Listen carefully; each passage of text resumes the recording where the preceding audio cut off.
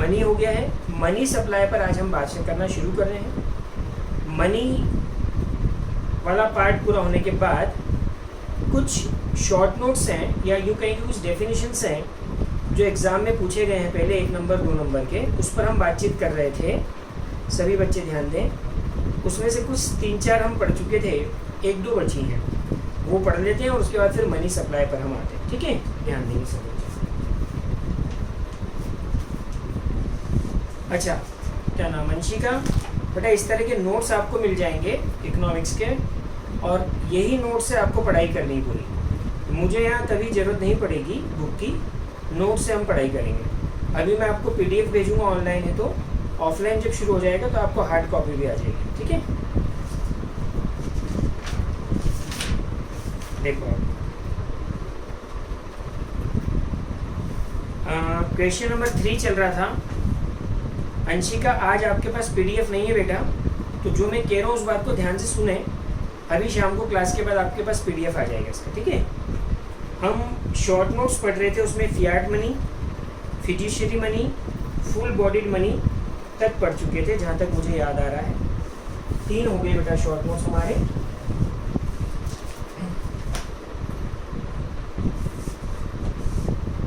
एक पहला पढ़ा था हमने फियाट मनी,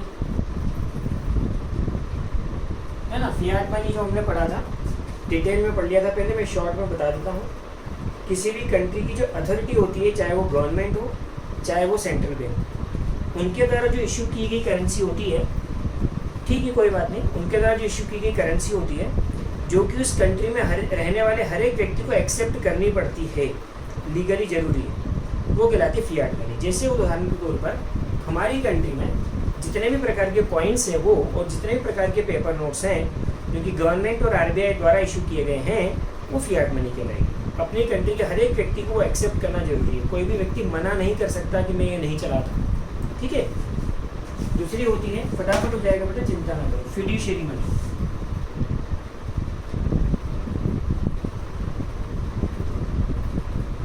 फिड्यूशियरी मनी कौन सी होती है?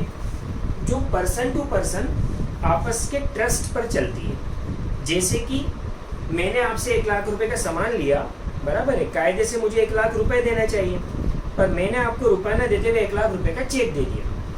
अभी चेक के बदले भी आप मेरे को 1 लाख रुपए का सामान दे रहे हो, ठीक है, वास्तव में देखा जाए तो चेक क्या है, कागज का टुकड़ा है।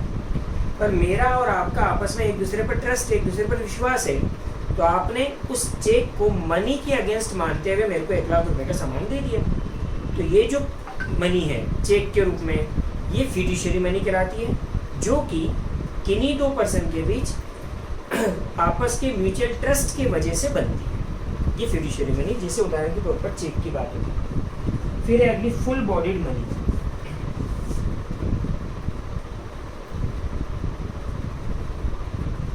ध्यान से सुनना बच्चे, फुल बॉडीड मनी किसको कहते हैं? नॉर्मली ये कॉइन्स में होती है, ध्यान सुनना।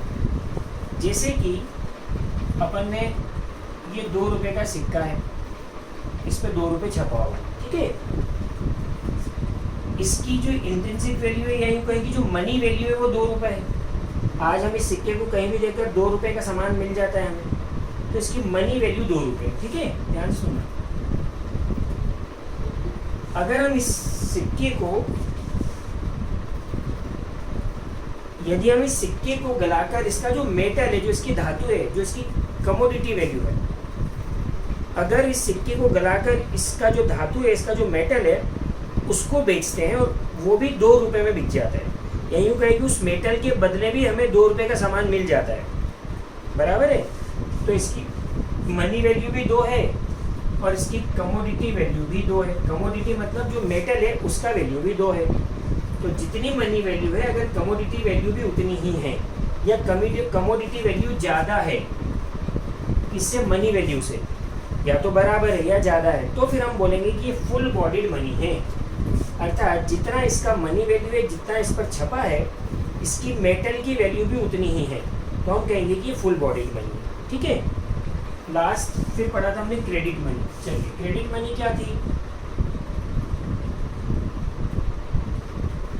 ये उदाहरण ले लेता हूँ। क्रेडिट मनी मान लो ये 2 रुपए का सिक्का है, ठीक है, मनी वैल्यू 2 रुपये है, मतलब ये सिक्का हम 2 रुपये का देते हैं, ये सिक्का किसी को देकर 2 रुपये की चीज़ें हमें मिल जाती है, ठीक है। अब इसकी कमोडिटी वैल्यू अगर इसकी कमोडिटी वैल्यू 2 रुपये से कम हो, और अगर इस सिक्के को हम गलाकर जो इसका मेटल है ना बेटा, वो मेटल बाजार में बेचें, और मेटल जो बाजार में बेचे वो मेटल 2 रुपये से कम में बिकता हो, बराबर है, तो फिर ये कहलाएगी क्रेडिट मनी। कमोडिटी वैल्यू जो है वो कम होना चाहिए किससे, मनी वैल्यू से, ठीक है, तो फिर ये कहलाएगी क्रेडिट मनी। जो 1.5 रुपये हो सकती है एक रुपये, 2 से कम होनी चाहिए, ठीक है। आप मुझे एक बात बताओ, चलो कॉमन सेंस एक बात बताओ कि जो हमारे सिक्के हैं, कॉइन्स हैं, उनकी मनी वैल्यू ज़्यादा रहती होगी कि कमोडिटी वैल्यू ज़्यादा रहती होगी? बोलो, सिक्कों की मनी वैल्यू ज़्यादा रहती है कि कमोडिटी वैल्यू ज़्यादा रहती है? जनक कह रहा है मनी वैल्यू, अंशिका कह रही है कमोडिटी वैल्यू, हितांशु भी कह रहा है कमोडिटी वैल्यू। जल्दी जल्दी फटाफट बोलो बेटा, 17 बच्चे हैं, सबके सब बोलो, कुछ बोल। तन्मय कह रहा है मनी वैल्यू, ठीक है, बढ़ो आगे। तन्मय के बाद आगे जल्दी फटाफट, कमोडिटी, ओके, मनस्वी कमोडिटी। अब बेटा सी और एम लिख दो बस, इतना पूरा मैं टाइप करूँ।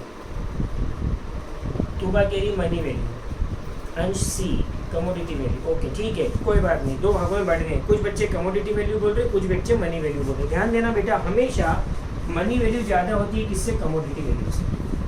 मनी वैल्यू ज़्यादा रहेगी कमोडिटी वैल्यू से। रीज़न, कारण 2 रुपये का सिक्का है, ठीक है, छपा हुआ 2 रुपये है। अगर मैं उसको गलाकर उसका मेटल बेचूं और मेटल अगर 2.5 रुपये में बिक जाए, मेटल 2.5 रुपये में बिक जाए, तो फिर ये 2 रुपये का सिक्का तो मार्केट से बाहर ही हो जाएगा ना।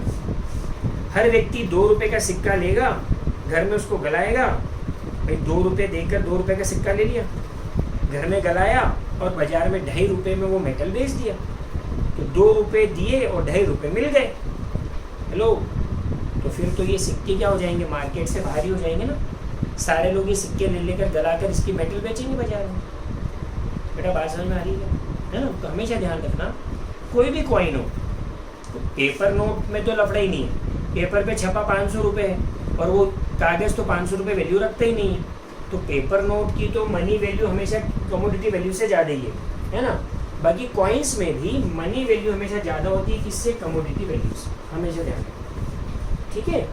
अगर मान लो कमोडिटी की कीमत बाजार में बढ़ जाए इंटरनेशनल मार्केट में, और ये कमोडिटी वैल्यू ज़्यादा हो जाए, तो ध्यान रखना सिक्के बाजार से, ये वाले सिक्के बाजार में दिखना बंद हो जाएंगे। आपने कई बार देखा होगा कि कोई पर्टिकुलर प्रकार के सिक्के बाजार में अचानक ख़त्म हो जाते हैं। कभी ऐसा आपने महसूस करा क्या कि सर 10 के सिक्के मिल ही नहीं रहे अभी, या 5 के सिक्के मिल ही नहीं रहे अभी? कभी ऐसा आपके जीवन में हुआ? चलो, अभी तक कुछ बच्चों के जीवन में हुआ, कुछ बच्चों के जीवन में नहीं हुआ। तो जिन बच्चों के जीवन में नहीं हुआ, अब आगे से ध्यान रखना कि यार 10 के सिक्के कहाँ चले गए अचानक बाजार से। बातचीत तो सुनते हो गए, तो घर में कभी बातचीत हो या कभी दोस्तों में बातचीत हो, तो ऐसा होता है यार 10 के सिक्के नहीं मिल रहे आजकल, या 5 के सिक्के नहीं मिल रहे। क्यों नहीं मिलते पता है? वो सिक्के की मनी वैल्यू से उसकी कमोडिटी वैल्यू ज़्यादा हो जाती है, तो लोग बाजार से वो सिक्के लेकर उसको गलाते हैं, उसको उसकी कमोडिटी को, उसके मेटल को बाजार में बेचते हैं, तो सिक्के बाजार से ख़त्म हो जाते हैं। तो समझ में आ रही बच्चे बात? हम ऐसे ही थोड़े से कॉन्सेप्ट्स, थोड़े से प्रैक्टिकल चीज़ें आपस में पढ़ते हुए आगे बढ़ेंगे बेटा, है ना। मैक्रो में बड़ा मज़ा आएगा। मैक्रो में आपको, अगर आप इसको डे टू डे लाइफ से लिंक करोगे तो बड़ा मज़ा आएगा, ठीक है। चलिए, तो क्रेडिट मनी तक हम परसों बात कर चुके थे, आज हम उसके आगे बढ़ेंगे। क्रेडिट मनी के बाद आती है हाई पावर्ड मनी। ध्यान दें, हाई पावर्ड मनी बेटा, ये 1-1, 2-2 नंबर में एग्ज़ाम में पूछे जा सकते हैं शॉर्ट नोट से। ध्यान से सुनिए, हाई पावर्ड मनी क्या होगी? 3 चीज़ों की टोटल।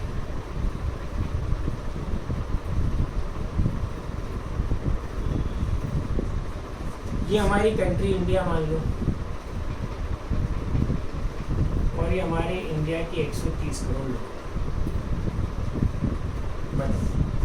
ये जो 130 करोड़ लोग हैं, इन सभी लोगों के पास जेब में, घर में, दुकान में, जेब में, घर में, दुकान में, हाँ, बैंक में नहीं बोल रहा, जेब में, घर में, दुकान में और जहाँ जहाँ भी इनकी जगह है, जहाँ ये रहते करते हैं, वहाँ इनके पास कुछ पैसे होते नहीं होते?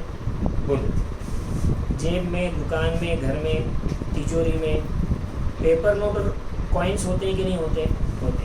ठीक है, तो एक तो हो ये जो 130 करोड़ लोगों के जेब में जितना पैसा है, इनकी तिजोरी में जितना पैसा है, इनके दुकान की तिजोरी में, घर की तिजोरी में जितना पैसा है, एक तो ठीक है। दूसरा,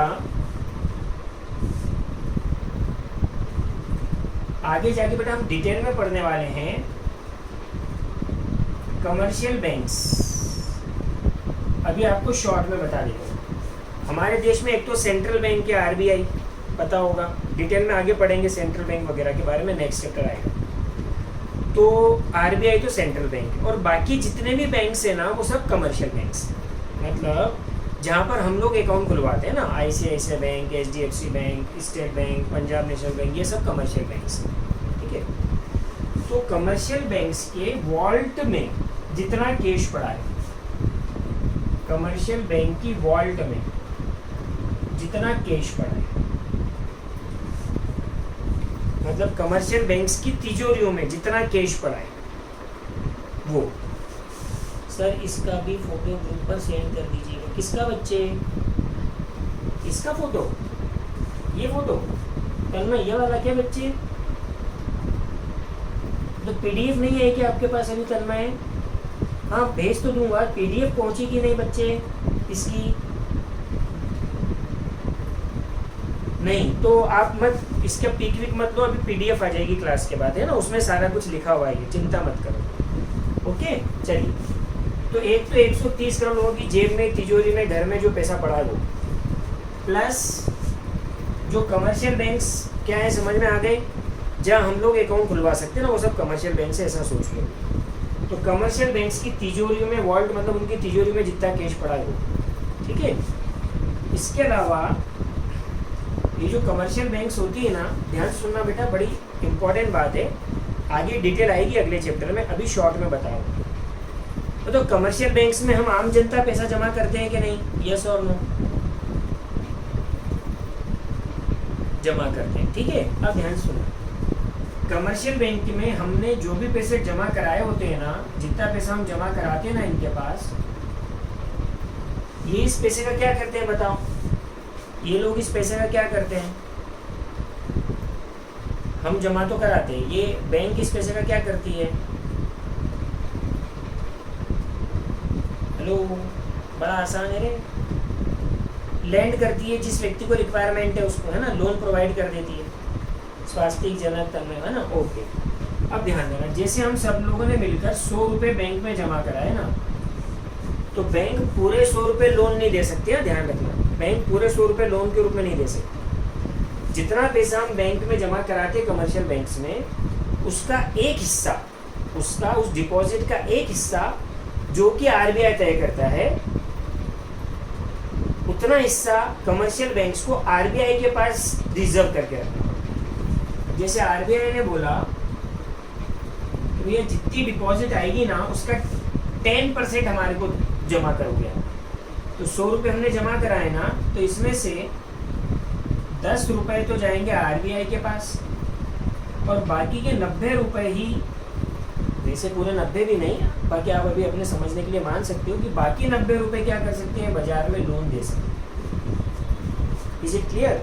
अब ध्यान सुनो, तो हाई पावर मनी किसको कहते हैं? एक तो 130 करोड़ जनता की जेब में जो पैसा पड़ा है वो, प्लस कमर्शियल बैंक की तिजोरी में जो पैसा पड़ा है वो, प्लस ध्यान सुनना, कमर्शियल बैंक ने जो आरबीआई के पास 10 रुपये जमा कराए ना, कमर्शियल बैंक ने जो आरबीआई के पास जमा कराए ना 10 रुपये, ये 10 रुपये, ये तीनों मिलकर जो टोटल आती है, ये कहलाती है हाई पावर्ड मनी। ये सारा टोटल जो आता है ये कहलाता है बेटा हाई पावर्ड मनी।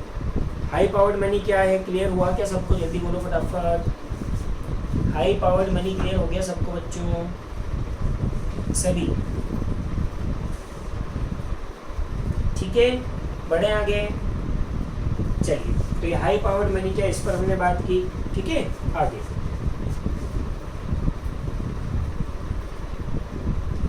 जहां भी समझ में ना आए हाथों हाथ पूछेंगे बच्चे सारे। ठीक है, अकाउंट सीखो, BAS कुछ भी जो आपको प्रॉब्लम आए वो सारी आप उससे कुछ भी पढ़ते हो बेटा, है ना।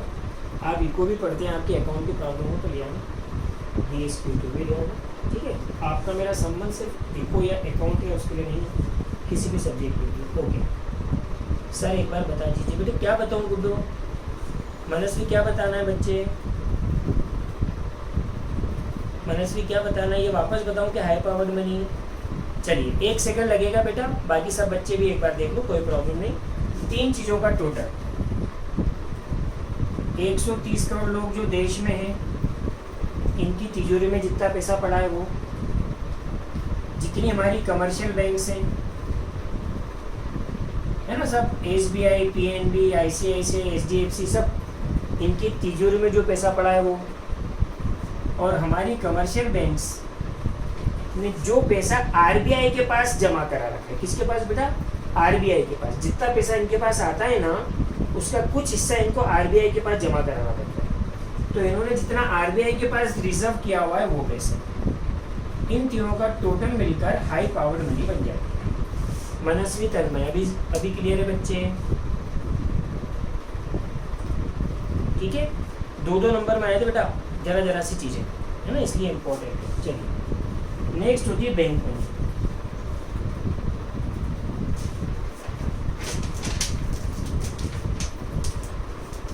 ध्यान सुनो, बड़ी इंपॉर्टेंट है, अभी थोड़ी सी कम समझ में आएगी। अभी अगला चैप्टर जब हम पढ़ेंगे ना बैंकिंग वाला, उसमें हम पढ़ेंगे money creation bye commercial bank, उसके बाद ये प्रॉपर समझ में आएगी, है ना। अभी के लिए आप ये बस थोड़ा सा याद रखना पड़ेगा, बैंक मनी मतलब क्या।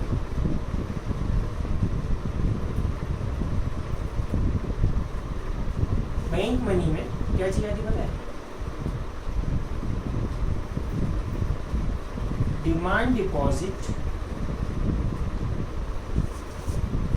With commercial bank. आप मुझे बताओ, क्या हम बैंक में जाकर FD करवा सकते हैं क्या, जल्दी बोलो। बैंक में हम मुख्य रूप से 3 तरह के अकाउंट खुलवा सकते हैं, सेविंग अकाउंट, करंट अकाउंट, 2 तो ये अकाउंट खुलवाते हैं, और एक FD अकाउंट होता है, ठीक है। FD अकाउंट में हम क्या कराते हैं, एक निश्चित particular amount particular time period के लिए बैंक में जमा करवाते हैं। इसको टर्म डिपॉजिट टाइम डिपॉजिट भी कहते हैं, टर्म डिपॉजिट या टाइम डिपॉजिट भी कहते हैं, कि जैसे मैंने 5 लाख रुपए 2 साल के लिए बैंक में जमा करा दिए, तो ये FD भी कहला सकती है, टाइम डिपॉजिट भी कहला सकते हैं, टर्म डिपॉजिट भी कहला सकते हैं। अब मुझे आराम से उसके बताओ, क्या ये मैं पैसा ये 5 लाख रुपए मैं कभी भी जाके बैंक से निकाल सकता हूँ, जल्दी बोलो। FD कराई तो क्या ये पैसे निकाल सकता हूँ क्या मैं कभी भी जाके, बेटा हम बातचीत करते हुए पढ़ेंगे ना, मैक्रो इकोनॉमिक्स सभी को बोल रहा हूँ, नहीं निकाल सकते, है ना। अच्छा सेविंग अकाउंट हमने खुलवाया और उसमें पैसे जमा कराए, क्या हम कभी भी चेक के जरिए वो पैसे निकाल सकते हैं, हाँ निकाल सकते हैं। अच्छा करंट अकाउंट खुलवाया और उसमें पैसे जमा कराए और वो पैसे हम कभी भी चेक के थ्रू निकाल सकते हैं, निकाल सकते हैं, है ना। तो बस ये सुनो इधर, हेलो सुनो इधर, तो हमने कमर्शियल बैंक्स के पास जितना भी डिमांड डिपॉजिट किया हुआ है, डिपॉजिट मतलब जमा कराया, पर कौन सा जमा, जो डिमांड करने पर निकाला जा सकता हो, जब हमारा मन है जब हम निकाल सकते हो। तो कमर्शियल बैंक्स के पास लोग FD भी लगाएंगे, कमर्शियल बैंक्स के पास लोग सेविंग और करंट अकाउंट में भी जमा करवाएंगे। सेविंग अकाउंट और करंट अकाउंट में जमा कराया पैसा कभी भी निकाला जा सकता है, वही पैसा डिमांड डिपॉजिट कहलाता है। शब्दों पे गौर करना बेटा, शब्द अपने आप में सारी कहानी कहते हैं, मैं पहले भी कई बार कह चुका हूँ। डिमांड डिपॉजिट, मैंने डिपॉजिट कराई, पर जब मेरे को डिमांड लगेगी तब मैं निकाल सकता हूँ। ऐसी डिपॉजिट जो बैंकों के पास पड़ी है वो ही बैंक मनी कहलाती है। Is it clear? जो FDs हैं वो बैंक मनी में नहीं आती बेटा, is it clear? Commercial banks के पास लोगों का ऐसा जमा किया हुआ पैसा जो लोग कभी भी मांग सकते हैं, बराबर है, वो पैसा बैंक मनी कहलाएगा। चेकेबल डिपॉजिट भी बेटा इसको कहते हैं, चेकेबल डिपॉजिट मतलब चेक के थ्रू निकाला जा सकने वाला डिपॉजिट। हेलो, बड़े आगे थंब इंप्रेशन से बताओ बेटा, भाई बहुत सारे हो गए। चलिए, तो ये सारे 2-2 नंबर 1-1 नंबर में पूछे जाते हैं, ये शॉर्ट नोट्स हमने देखे। अब हम मनी सप्लाई पर बात कर रहे हैं, गौर करिए, ठीक है, ध्यान से समझिए, पहले समझेंगे फिर अपने नोट से पढ़ लेंगे, ठीक है। आ जाओ सर, मनी क्या है इस पर हम ऑलरेडी बात कर चुके हैं।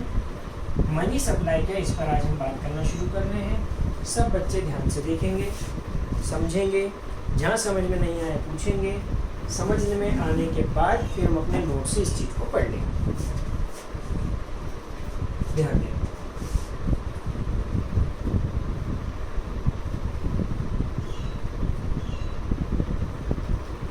मनी सप्लाई, चलो ध्यान सुनो, पहले ध्यान सुनो, पहले अपने मतलब बुक ही समझने के पहले हम अपनी भाषा में बात को समझ लें, फिर हम बुक पर आ जाए, ठीक है। ध्यान से सुनें बच्चे,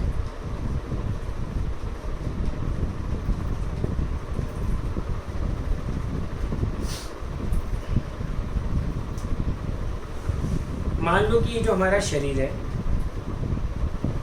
ये शरीर किसी कंट्री की इकोनॉमी है।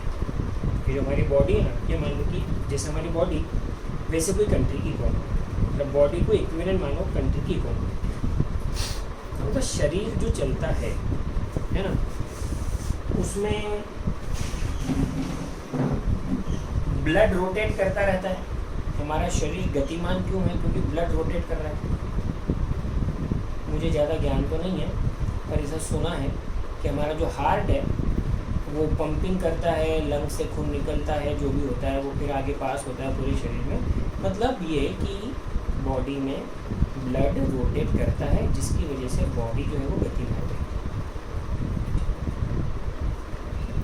तो इकोनॉमी में ध्यान सुनो, इकोनॉमी को अगर हम बॉडी माने तो इकोनॉमी में जो मनी, ध्यान देना, किसी पर्टिकुलर पॉइंट ऑफ टाइम पर, ध्यान सुनो, किसी पर्टिकुलर पॉइंट ऑफ टाइम पर किसी इकोनॉमी में जितनी मनी रोटेट हो रही है, रोटेट हो रही है मतलब ऐसा नहीं कि अभी लगातार चलती रही, रोटेट हो रही है, इसका मतलब ये है, फिर से मैं रिपीट कर रहा हूँ, किसी पर्टिकुलर पॉइंट ऑफ टाइम पर किसी इकोनॉमी में जितनी मनी लगातार ट्रांजेक्शन्स में रोटेट होती रहती है, लगातार काम आती रहती है, बराबर है। वो मनी अगर आप जोड़ दो तो उसी को हम मनी सप्लाई करेंगे। समझ में थोड़ा सा लेट आएगा, ध्यान से सुन, मैं फिर से रिपीट करूँ। किसी पर्टिकुलर पॉइंट ऑफ टाइम, मतलब अभी मेरे शरीर में मान लो 5 किलो खून दौड़ रहा है, तो बस ये 5 किलो क्या है? ब्लड सप्लाई है ना। तो ऐसे किसी इकोनॉमी में मान लो 5 लाख करोड़ रुपए की करेंसी, क्या करो, 5 लाख करोड़ रुपए की करेंसी अभी रोटेट हो रही है। मतलब डे टू डे ट्रांजेक्शन्स में वो रोटेट होती रहती है, इससे इस पर्सन से इस पर्सन के पास, इस पर्सन से इस पर्सन के पास, इस पर्सन से इस पर्सन के पास, ऐसे रोटेट होती रहती है, हाथ बदलती रहती है, हैंड्स चेंज करती रहती है। तो किसी पर्टिकुलर पॉइंट ऑफ टाइम पर किसी इकोनॉमी में जितनी मनी है जो कि रोटेट होती रहती है, हालांकि जितनी मनी इकोनॉमी में होती है ना बेटा, वो पूरी रोटेट होती ही रहती है ना, ध्यान रखना। तो आप ये भी कह सकते हो कि किसी पर्टिकुलर पॉइंट ऑफ टाइम पर किसी इकोनॉमी में जितनी मनी है जो कि रोटेट हो सकती है, जो कि हैंड बदल सकती है, उन सब की जोड़ को, वो सारी मनी को जोड़ लो तो वो मनी सप्लाई कहलाती है। थोड़ा सा हल्का फुल्का समझ में आया क्या मनी सप्लाई के बारे में?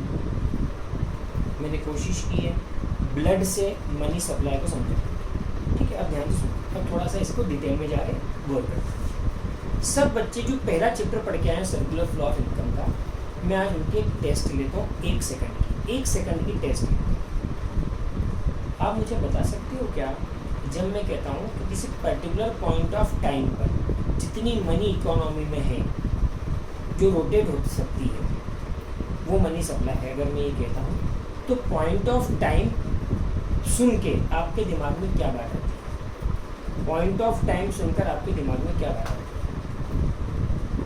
स्टॉक फ्लो नहीं, सिर्फ स्टॉक जनरल फ्लो तो पीरियड ऑफ टाइम हो जाएगा बेटा। एक चीज़ आनी चाहिए दिमाग में बस, क्या? स्टॉक कॉन्सेप्ट, जिनका पिछला chapter circular flow of income हो गया, उनकी बात चल रही है ना। हमने पढ़ा स्टॉक ऑफ लो कॉन्सेप्ट, ध्यान से सुनिए, इम्पोर्टेंट। सबसे पहली चीज मनी सप्लाई एक स्टॉक कॉन्सेप्ट है। जब मैं कहता हूँ स्टॉक कॉन्सेप्ट का मतलब ये कि अगर हमें मनी सप्लाई पता लगानी हो तो मनी सप्लाई हम पीरियड ऑफ टाइम में नहीं पता लगा सकते। मतलब हम ऐसे नहीं पता लगा सकते कि दिन भर में मनी सप्लाई कितनी हुई, या साल भर में मनी सप्लाई कितनी हुई, या महीने भर में कितनी हुई, या सप्ताह भर में कितनी। नहीं, मनी सप्लाई अभी इकोनॉमी में कितनी है अगर ये पता लगाना है तो पॉइंट ऑफ टाइम पर पता लगाया जाएगा। मतलब अभी जैसे 4:17 हो रहे हैं, तो अगर मेरे को ये पता लगाना है कि इकोनॉमी में कितना मनी सप्लाई है तो मैं बोलूँगा 4:17 पर जितनी मनी इकोनॉमी में अभी रोटेट होने लायक है उनको जोड़ लो, वही मनी हम मनी सप्लाई बोलेंगे। मतलब पॉइंट ऑफ टाइम पर आप मनी सप्लाई को कैलकुलेट कर सकते हो, पहली बात। तो मनी सप्लाई का एक स्टॉक कॉन्सेप्ट है, पहली बात ध्यान देना। अब मनी सप्लाई में क्या क्या है ध्यान से सुनना चाहिए, इम्पोर्टेंट बात। मनी सप्लाई में जैसे कि हमारे देश की बात करें, भारत देश की, तो वही बात, किसी पर्टिकुलर पॉइंट ऑफ टाइम पर जब मैं स्टॉक कॉन्सेप्ट बोल रहा हूँ तो पॉइंट ऑफ टाइम तो ऑटोमेटिक ही हो गया। किसी पर्टिकुलर पॉइंट ऑफ टाइम पर रफली अगर हम बात करें तो ये जो हमारी 130 करोड़ जनसंख्या है, इसके पास जितनी मनी इन्होंने हेल्ड की हुई है, मतलब जितनी मनी इनके पास है, चाहे वो किसी भी फॉर्म में हो, मतलब पेपर नोट के रूप में हो, चाहे कॉइन्स के रूप में, क्या कह रहा हूँ, चाहे वो पेपर नोट के रूप में हो, चाहे कॉइन्स के रूप में। तो किसी पर्टिकुलर पॉइंट ऑफ टाइम पर देश में जो जनसंख्या है, देश में जो लोग रहते हैं, उनके पास जितनी मनी उन्होंने होल्ड कर रखी है, जितनी मनी उनके पास है, चाहे वो पेपर नोट के रूप में या कॉइन्स के रूप में, एक तो मनी सप्लाई में वो आता है, एक तो मनी सप्लाई में बेटा वो आता है, ठीक है। दूसरा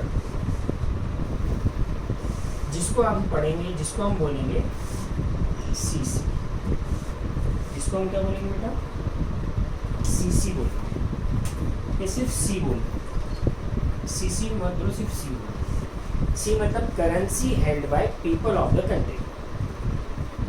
कंट्री के लोगों के पास किसी पॉइंट ऑफ टाइम पर जितनी करेंसी उन्होंने हेल्ड कर रखी, एक तो ठीक है, प्लस दूसरी चीज आ जाती है कमर्शियल बैंक्स के पास जितना डिमांड डिपॉजिट बढ़ा। बेटा अभी आप मैंने जो डेफिनेशन बोली उसको इस पर अप्लाई करोगे तो ऑटोमेटिक समझ में आ जाएगा। क्या कह रहा हूँ मैं, ऐसी करेंसी जो लगातार किसी पर्टिकुलर पॉइंट ऑफ टाइम पर, ऐसी करेंसी जो लगातार इकोनॉमी में रोटेट हो सकती है, और रोटेट हो सकती है मतलब एक हैंड से दूसरे हैंड में जा सकती है, उन सब मनी को जोड़ लो तो मनी सप्लाई आ जाएगी।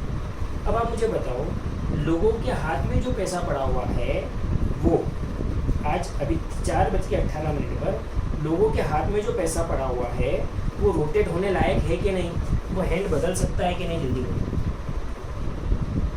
अभी मेरे पास 1 मिनट बाद किसी और के पास जा सकता है, तो रोटेट होने लायक है। इसके बाद मुझे बताओ, कमर्शियल बैंक्स के पास जो डिमांड डिपॉजिट पड़ी है, क्या कह रहा हूँ मैं, फिक्स डिपॉजिट नहीं, डिमांड डिपॉजिट जो पड़ी है वो रोटेट होने लायक है कि नहीं, जल्दी बोलो, वो रोटेट होने लायक है कि नहीं। डिमांड डिपॉजिट है, जब चाहे जब किसी को चेक दिया, मेरे हाथ से पैसा दूसरे के हाथ में चला गया, मेरे हाथ से पैसा दूसरे के हाथ में चला गया, बात समझ में आ गई है ना। तो ये भी रोटेट होने लायक है, एक ये है। और तीसरा C + D प्लस जो हमारी सेंट्रल बैंक है ना बच्चे, RBI, उसके पास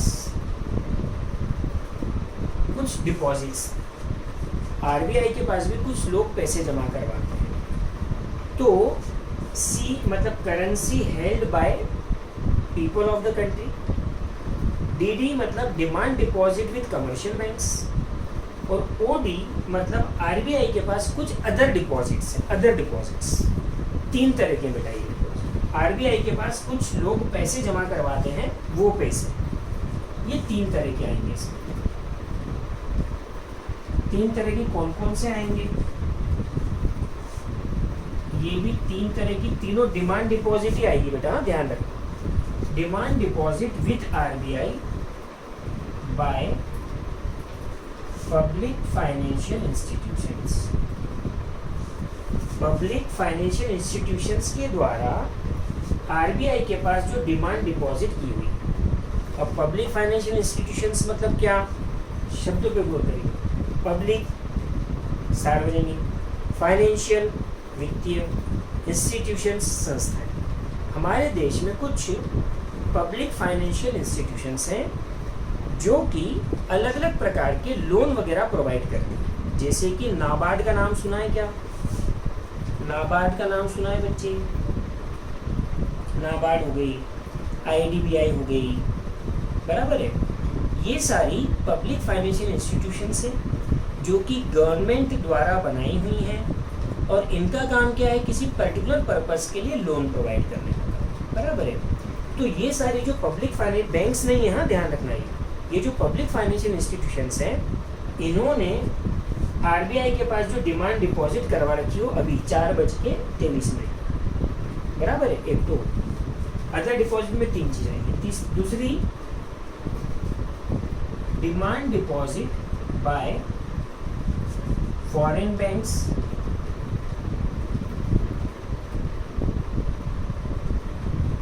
एंड फॉरेन गवर्नमेंट,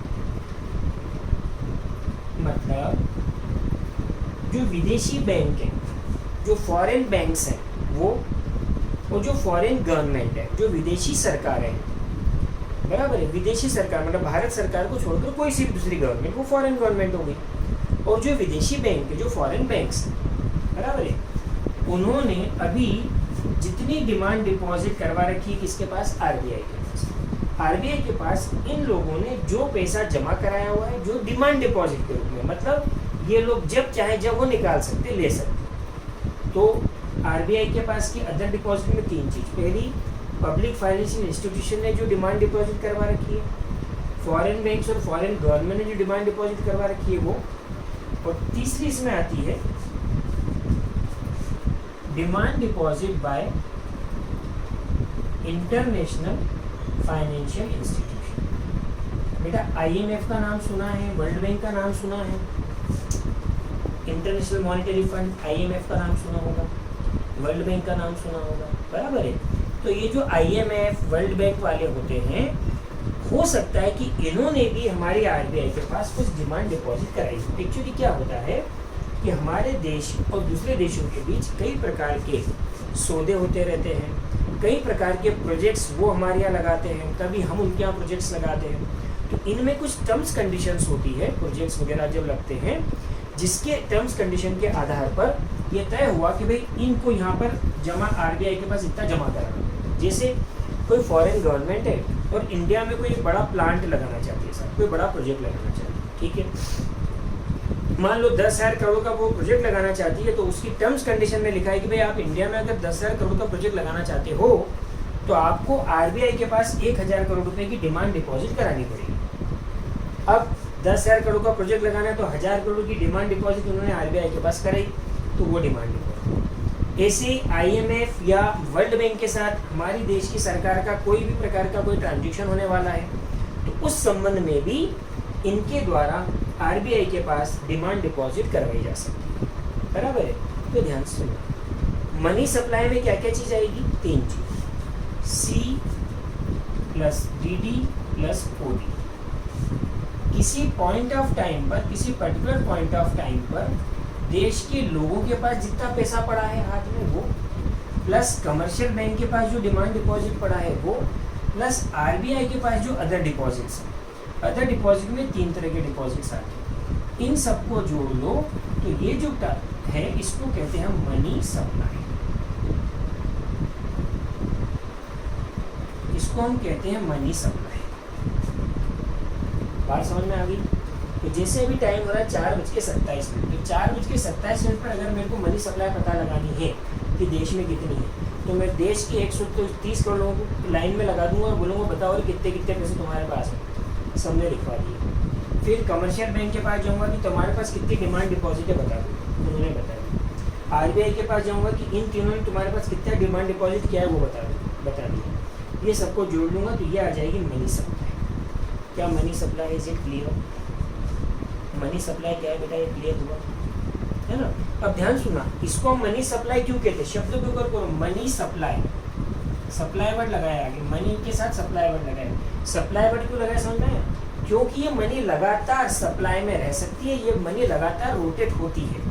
इकोनॉमी में ये मनी हैंड टू हैंड मतलब समय समय पर एक हाथ से दूसरे हाथ, दूसरे हाथ से तीसरे हाथ, तीसरे हाथ से चौथे हाथ लगातार जाती रहती है, लगातार रोटेट हो सकती है। जैसे कि ब्लड शरीर के लिए रिक्वायर्ड है अगर शरीर को गतिमान रखना है, तो वैसे ही इकोनॉमी को अगर हमें गतिमान रखना है तो उसके लिए ये मनी सप्लाई जरूरी है।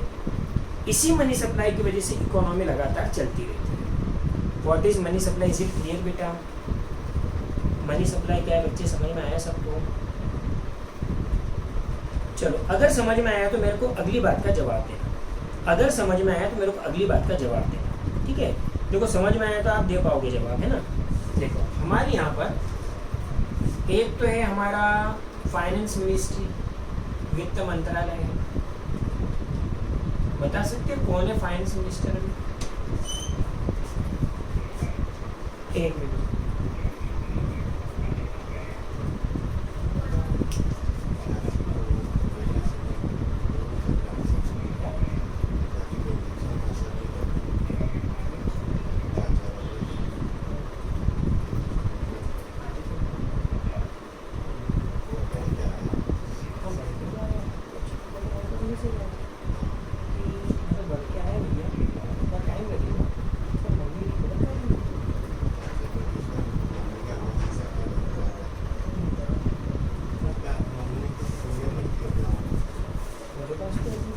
मेरे फोन में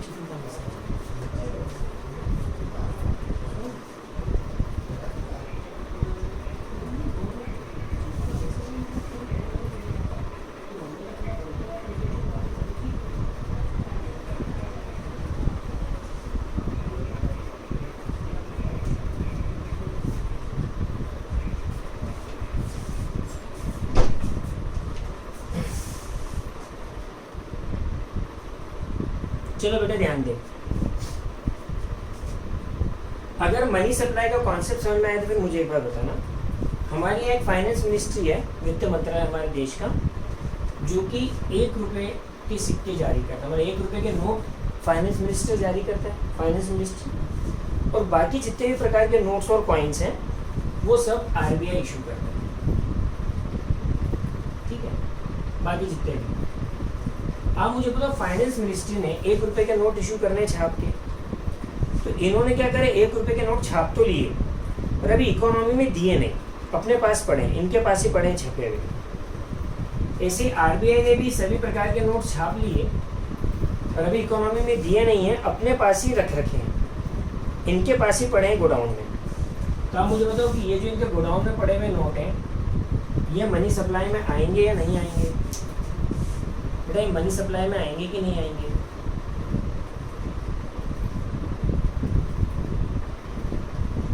अंशिका ये नहीं आएंगे बेटा।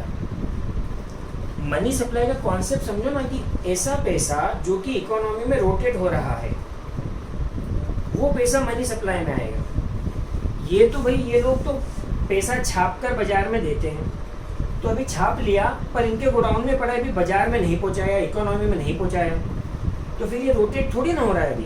Anshika, Anshika is it clear? Anshika ये बात समझ में आई?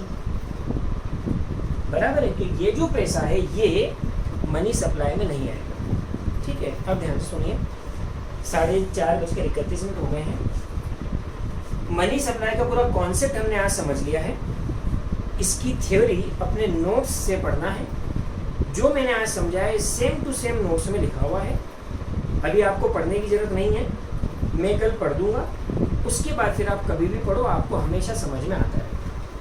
Is it clear? Money supply समझ में आया सबको?